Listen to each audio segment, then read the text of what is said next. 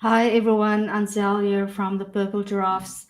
And today we are going to chat to Dori and Aggie about, the struggles we face, whether it's in business and life, how we overcome them, and how we can just live in abundance and just be the best who we can be.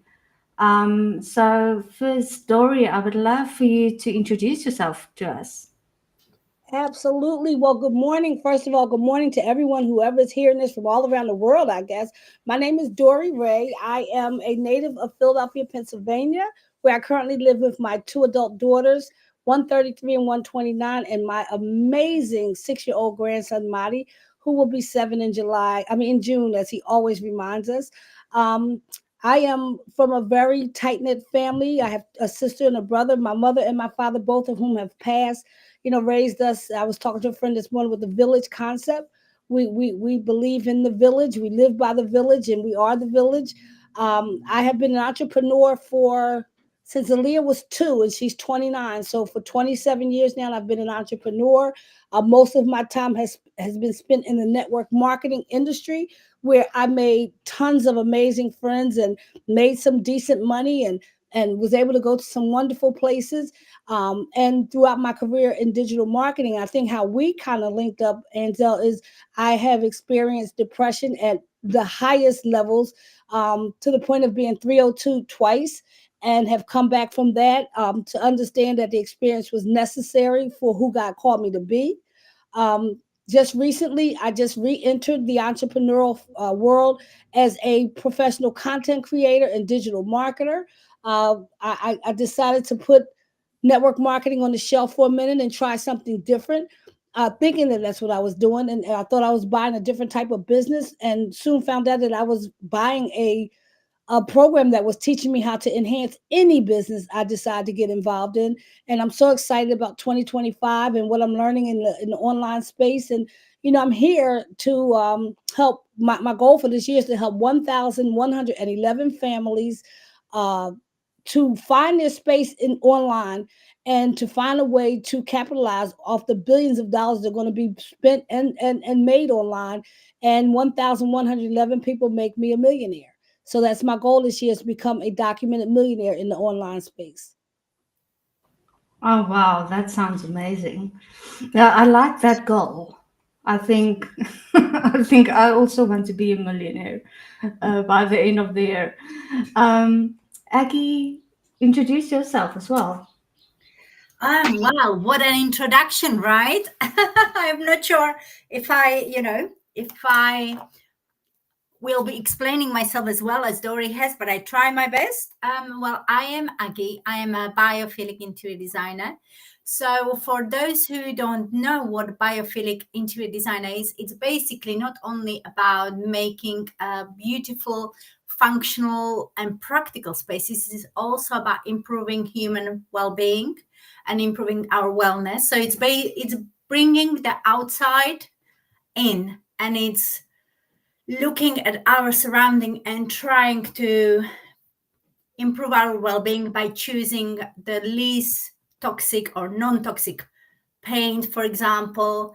And also it improves by using natural materials as possible. It improves our wellness, it improves our sleep, it reduces the living environments. And anyway, enough about me being interior designer. I'm also a mom of 3 boys who are 6, 3, and 21 months now. And I am also based in England. I originally come from Slovakia, and yeah, my background is being an accountant. And when I got fed up and being and looking at numbers, then I decided to actually follow my heart. So I think that is me. And what is my aim? My aim is actually this year to focus a bit more on the business. And yeah, why not become a millionaire? That sounds like a good aim. Maybe in a few years.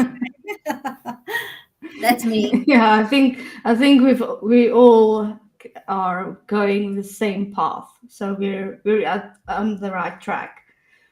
Yeah, so Dori, you mentioned a little bit about your personal struggles as well, and the reason why I started this audio event or audio series is to help people or founders who's struggling with a personal problem or business related, but focusing more on personal, whether it's mental health or whether it is, um, family dynamics, and how you persevered and how you overcame it. So, Dory, I would love to know, your story. Tell us a bit more about where you were and how you overcame your stuff, and then, where you are now.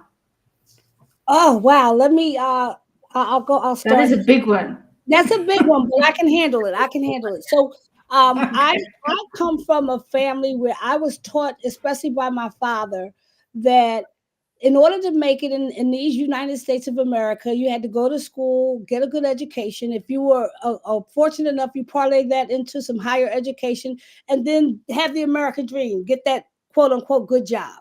So, being a father pleaser, I love my dad. He was good to us, and I said, I'm going to do just that. And I happened to be mentally gifted, they said anyway. So I went to school. I got my high school diploma, got my degree from Howard University, a very well known university here in the States. And Wow. I came out and got not a good job, Ansel, Aggie. I got a great job. I was a pharmaceutical sales rep for many years, more than a decade, and I made good money. I was a six-figure earner before people even knew what six-figure earners were. And then one day, I had become a single parent. I never got married. My father would always say, "You missed a step. You missed a step," because I never got married, but I started having babies, right?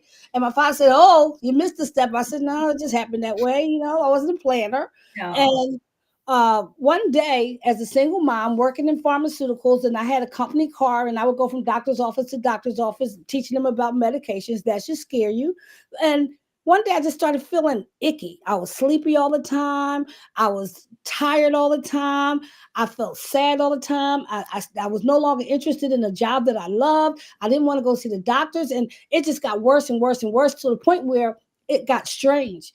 And I finally went to the office, to the doctors, and left there with Prozac. That's when SSRIs were becoming, that was the big deal. And they started treating depression with selective serotonin reuptake inhibitors. It was the big deal. Everybody was hearing about this Prozac thing. And I was selling a brand new SSRI called serotonin. And at first I thought I was suffering with that thing where you study something and then you get it. It was a medical thing. When you study a certain medicine, then you get the symptoms of that medication. But turns out I was really clinically depressed. And from that point on, I spent the next maybe 15 years, most of my children's childhood, I spent cycling out and in and out of major depression. It impacted every aspect of my life. It impacted my business. It impacted my social life. It impacted my love life. It impacted my parenting. But the beautiful thing is that the ups were very up and the lows were extremely low. At one point, they wanted to diagnose me with bipolar disorder, but I never accepted it because that to me felt a little crazier than I wanted to be. So I accepted depression, but I was like, no, no, no, I'm not doing bipolar because I don't like what they said about bipolar people. But in hindsight, I probably, if they had to define it, I probably had a little bit of bipolar. But I just never really accepted it, so I didn't experience it. But the depression, I accepted it. I coddled it. People loved me through it, and I liked how it felt. But when I was up, something good always happened. I came up a lot of times, and that's when I found network marketing. I found my tribe, and that's really how the story goes. Like when I'm up, I'm homeschool president. When I'm up, I'm mom of the year. When I'm up, I'm the leader of the century. But when I was down, my phone would go off, and you couldn't find me like a needle in a haystack, and I would be gone for months. One friend, real funny, said, "I thought you were in jail." I didn't want to ask no questions because I thought you were in jail. I said, "No." When I got depressed, I didn't like how I felt because when I was up, I was so high. People had an expectation of me. So when I got low, it was embarrassing. So I would just retreat. And so that was my story for many years until I think there was a lesson to be learned. And I learned the lesson. I haven't experienced depression in a very long time. But, I learned to be transparent with it. And when I stopped hiding it, one day God told me to write a blog, and I named it Brand New Every Morning. And every morning I would get up. I had moved to California. That's a whole nother live. I moved to California to try and hide from my depression. And the only problem was when I got off the plane, she was waiting in the airport. She was like, "Hi, welcome to California. I'm depression. Nice to meet you." And I was like, "Damn, I thought she would stay in Philadelphia." And she actually came with me to California. And I finally said, I got to do something. So my daughter called me one day. She had stayed back in college, my older daughter, and she said, "Mommy, I'm going to do a blog." And I didn't know what a blog was. And something in my spirit said, "Write this thing out of you." And I started blogging, and that blog hit the world. And every day I would go and say, "Hey, I'm depressed, and this is what I'm going through." And I called it brand new every morning, and I blogged my way. I wrote my way out of it. And then about 3 years later, I wrote my way back into it. But ultimately, I stopped suffering. And that's pretty much the story. I've decided I don't want to be depressed anymore. And I think it's just a matter of I turned it off. I learned the lesson. I became the person God wanted me to be in the process. And now He gave me something else to deal with. I'm dealing with some physical pain now, but I'm dealing with that now. So I just feel like it's always going to be a thorn that God puts inside of you, so that you will always know that you have to go to Him, that you're not the be all and the end all, that thorn is the thing that makes you always retreat back to God Himself and say, if I didn't have this, who knows where life would have gone. But I might have been an arrogant son of a gun. But I know that there's a part of me that always needs God. Right now, it's my physical pain. Back then, it was depression. But I'm learning how to use them the way He wants me to. So that's pretty much the story. And that's how I found, that's where I am now. Yeah, I can quite relate to where you said with the depression you're either very very high or very low. So I saw two different psychiatrists. Well, the one and then the other one. But anyway, so the one diagnosed me with bipolar, and then the other one said, "No, I'm not. I'm borderline." So it is quite interesting that you say like the acceptance part, because at the end of the day, I accepted being borderline, but not bipolar. Anyway, so it feels like there's a connection. Absolutely. Um, yeah. So Aggie, I would love to know more about you and your story. Um, yeah, well, I grew up in Slovakia, and I have just decided to come and learn some English for 10 months to UK when I was in my early 20s. And I remember coming to UK and I could not understand what people were saying. I remember going to post office and the lady literally had to turn the counter around to show me how much it was. And then, like few year, I came as an au pair. And then I have decided to go to uni. And I remember, my English got much better by that point, a few years later. But I remember sitting at I have decided to study, I should explain, accountancy and management, because in Slovakia, I used to go to, I went to business academy. So all about running business, accountancy, and all that jazz. And I remember sitting at uni at a math lesson, and the professor or the teacher was saying, equation this, equation that. And I was like, what on earth is an equation, And it's just like, I think you come across, the language barrier where you are like, I am here, but I don't really know what people are saying. But I think you just kind of like look at it and just like, okay, tomorrow will be better. Tomorrow will be better. So as you can tell, I can now speak English. And after finished an English degree in accountancy and management, I can now even write properly, which was never my strong side. And then I have decided to become an accountant because I got few exemptions. And at that point, I had a really good job, which mostly because I did the degree in my early 30s. So I was basically working full time in a finance department. And then I went up to London, which was about an hour each way, an hour then back.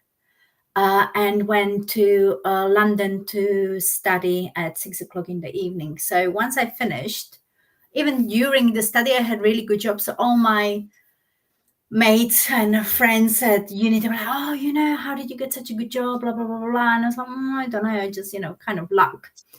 And then when I finished the degree, I decided to become an accountant. And again, I am not sure if you're aware, but then it's like loads of complicated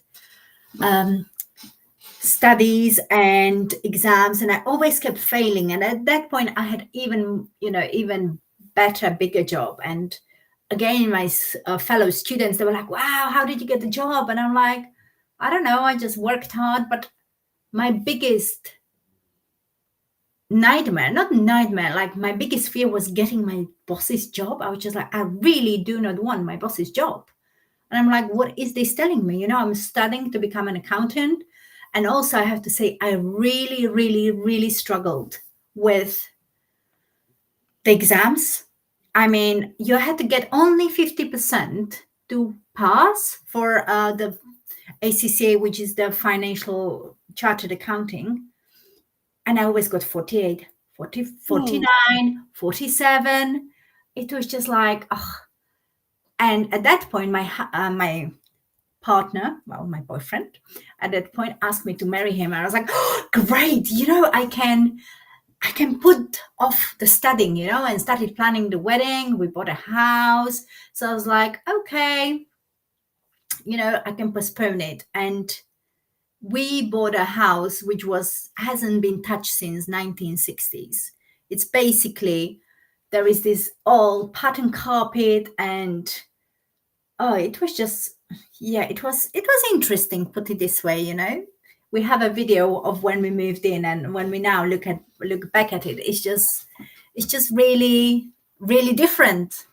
And by postponing the studies, I always came up with an excuse, like a year later. It was 1 year after the wedding, and they were like, okay, when are you going to carry on studying? And I was just like, oh, I don't think there is time at the moment, blah, blah, blah, blah, blah. I always came up with an excuse. And they were like, okay.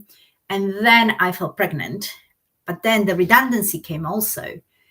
And even like before, I tried to quit a year later, a year earlier, because I started doing home staging on the side, which is furnishing the houses when they're getting, make them more ready for sale, make them more desirable. And my boss persuaded me. He's like, but how are you going to live, Aggie? You're starting the new business. And I basically got really scared because it felt like a jumping of a plane. So this is a year later when I fell pregnant and the redundancy came. And I was just like, I was still having the fear of getting my boss's job. But to get it, I would have to become qualified accountant, which I hating the study because it was just not going in. I just find it a real struggle. And also when you work like from 7, well, no, maybe 8 till 7, by the time I got home, and then I had to study for a couple of hours just to get all the knowledge in, I was just like, okay, I'm not going to tell anybody I'm pregnant because they can be a bit funny about, making pregnant women redundant. So I said, look, I want to take redundancy. And they were like, are you sure? Are you sure? I was like, yep, I take the redundancy. And then as soon as they signed it off, I was like, okay, I'm also 4 months pregnant. So they were like, wow, and you want to leave? I was like, yep. And then this is when, so this was nearly 87 years ago. Yeah, nearly 8 years ago now. And because my eldest will be 7 in a couple of months. And this is when I think the roller coaster of having my own business started, where I did a couple of home staging business. So I left in October and the baby was due in February. So in the meantime, I think I did a couple of, or even 3 home staging jobs. And it just felt really, really great. And then once the baby comes, you're trying to be a mother, trying to be a business owner, trying to run the business and look after the baby. But I think when you've got your first baby, you don't know what you're doing. I felt like it was a slap in the face, good slap in the face, but still slap in the face, like he didn't sleep at night. I didn't know what I was doing with breastfeeding. By the time I remember getting out a few times, and it was like 3 o'clock in the afternoon. By the time I even, when I had a shower was a bonus, never mind not trying to run my own business. So then a couple of years, I think it was a couple of years later or a year later, I tried to, pick up the business again. It was really hard. And I did do a few jobs, but it was quite quiet. And then I met one of the girls I used to be a business partner with. And unfortunately, we didn't have the same mindset. I wanted to feed my family, and she wanted to run it as a full-time job. So it's like, okay, so we departed on that. And then at that point, I was pregnant with my second baby. So we tried to work it out together a little bit more, but then we definitely departed.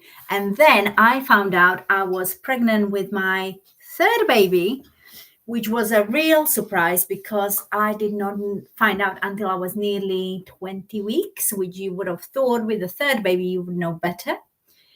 And so the business again took a step back, and now the baby is 21 months, so he's not such a baby.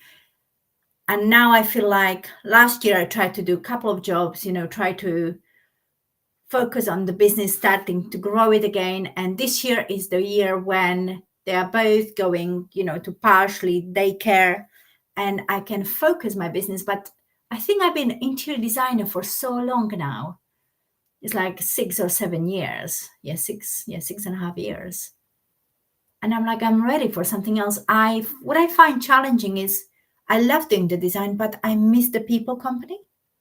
So that's why I am now thinking about creating the workshop. So in my last business, so since I had a baby, so a couple of years ago, I brought in the biophilia. So not only make it about interior design, but make it about being good for people, as well. So I think there is a challenge of knowing what you want. Don't let anybody persuade you because you are scared not to follow the challenge. You're calling what you really, really want. And then when the challenge is like having babies come, just embrace it and then pick yourself up and just write it out. This is what I want, and just follow your dreams. Don't give up. It doesn't have to be done immediately, but I think it's just follow your heart, because life is too short to give up on your dreams. But it's again wonderful. Yeah. You see what I mean? It's wonderful to be a mother and owner, but it's not a walk in the park. No, I think not that I'm anti men. I really do love men, but I don't always think that they understand like the way you as a woman go through that situation where they like, they can go maybe to their office, or I don't know.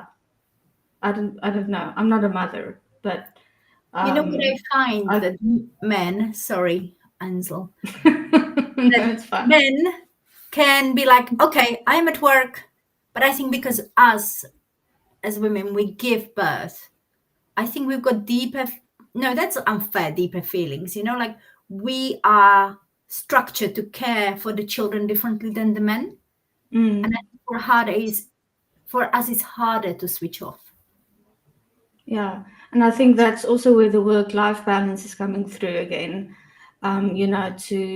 So that you take the time that you need, and not just like you tried your business and then you took a pause and then you tried again.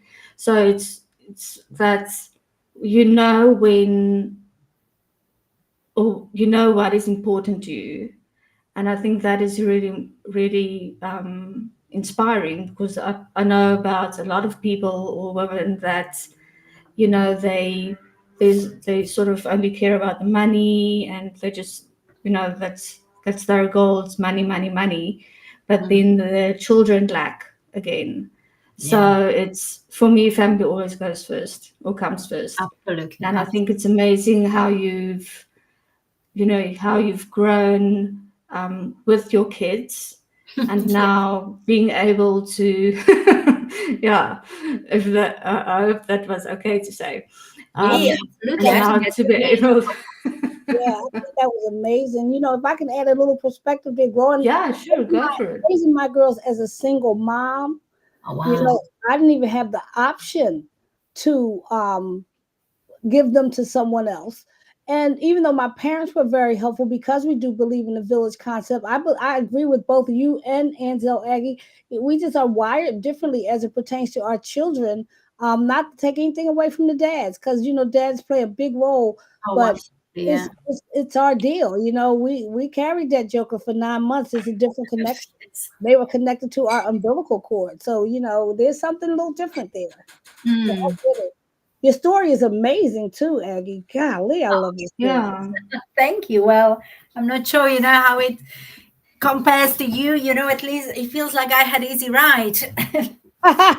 No, everybody's No, ride but is that's their own ride. yeah, and you shouldn't compare. That's one thing that I've learned is that I Absolutely always heard right. this one as this one had a worse life for upbringing, and then I'm like, but even though mine is less, it's still mine, That's right. and we shouldn't always think of um, how can I put it now? Like the one is the one person has it worse than others because you feel it the way you feel it. And Absolutely. yeah, so that's yeah, so please don't compare anything. Yeah, Yes. we hear comparison. Just stay Aggie. Yeah, Yeah. comparison is absolutely the thief of joy because we have no idea. Everybody goes through what they need to for their journey. And Absolutely agree, I may Dori. have needed a little depression. God knows I can be a little arrogant if you haven't picked that up. I can be a little wild, if you haven't figured that out. And I probably needed something to slow this little hiney down. You know what I'm saying? So Yeah, God knows what we need when we need it. exactly. I think we are all shaped by our journey, and we have to go through what we are going through to shape us, to make us, and help us to get where we need to be. Absolutely. Absolutely. Yeah, definitely. And Aggie, you've also touched on, what your plans are now with your business, but is there something specifically that you're really excited about, whether it's like a holiday or something about your business or anything like that? I am going to do workshops because I think I'm always a people's person, and I love creating the design, but I get bored just by sitting here, creating Mm. the design, sitting at a computer. It can be quite lonely. So I have now, before Christmas, I had a free workshop where I was talking about Christmas styling, just to see how I feel doing it. And I invited some of my friends, some of my LinkedIn ladies I have met before, and I absolutely loved it. I was literally buzzing Oh, a few that's days. awesome. Yeah, so I was just like, okay, is this, something a way forward? And then also last year now, I designed a sound studio for one of the ladies that plays sound bath. Do you know what is a sound bath? No, please do explain. So in China, they have these big white glass. I think they're glass balls, and they touch the top of it, or they do gongs, and the vibration from Oh, these, okay. they it's supposed to heal you. The vibration, the sound. So they do like sound baths. It's very very popular in UK Mm. at the moment. Okay. So it's almost like like when you have a glass of wine and you dip your finger in, and if it's crystal, it will make a sound. Wow. Mm. Yeah. I never knew that. I have to try that. Yeah, and they have different Yeah. sizes of the bowls, and the bowls make different sounds. So it's almost like playing a musical instrument. So you literally lie there, and it's proven now, the research, that the sound can heal the body.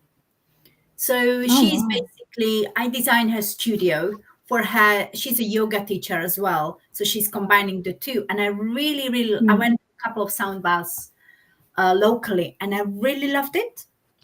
And then I was like, why don't I combine the healing energy of the sound bath with the design? So my newest idea is to get one of the girls that has all the sound, basically the sound bath healer, to come to my workshop. So we will start with the meditation and the sound bath where they lay down, and then I don't want them, once they've gone to, I think it's the delta, is it? No, the delta waves is when you're sleeping. I think it might be the alpha waves, like when you go into meditation and No, you Ah, achieve. okay.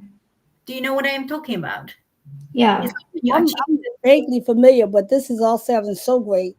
Oh I my am God. sure it must be in US as well. Have a look. So definitely is, and I am one who deals with chronic pain and have other friends who do as well. And So I'm that's, soaking this up. yeah. I'm soaking this up. It is all so destined. The angel God definitely used you to bring some things together today. I Promise. wish you were closer so you could come to my workshop. So I'm going to be a millionaire this year, so I may be able just to hop on a plane and come right and see you. Who knows? Oh, I love it. Oh, I would love to see you. This is just first one of many, so absolutely.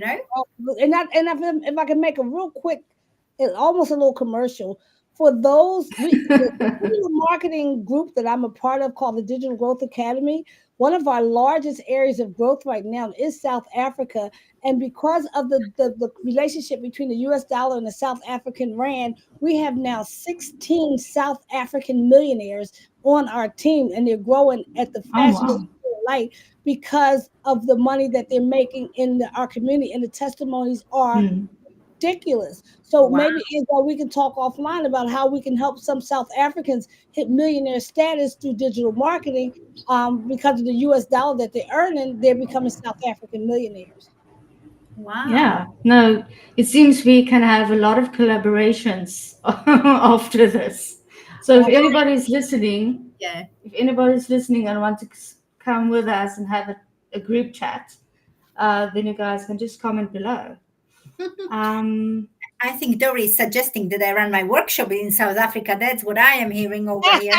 I didn't say it. You said it, Aggie. You said it. I'm just so I just love both of you already so much because of your transparency. Because of I love the way you explained your journey and how there's so many women that are in positions in corporate America that hate their job. They come home from a job they hate. They go home, they still have to cook dinner, satisfy the husband, go to bed, and they go to bed empty because they're not doing what they love. And the fact that you had the courage to do what you love it's superhuman, and Ansel, the fact that anybody who says a giraffe can be purple, it got to be chosen. You know what I'm saying? I'm blown away. I'm blown away. I'm blown away. well, this was so much fun. Thank you, guys. Yeah, and thank you to the listeners. Our time is up, unfortunately, but we will be back, and I'm sure we should get Dory and get Aggie again, Cool. to have a chat again, because I think we've got a lot to say, which is a It good will be thing. a pleasure. And a good thing. Absolutely. My pleasure as well. Thank you Yeah. so much. Thank you very much. Thanks, guys. And lovely to meet you, Dori.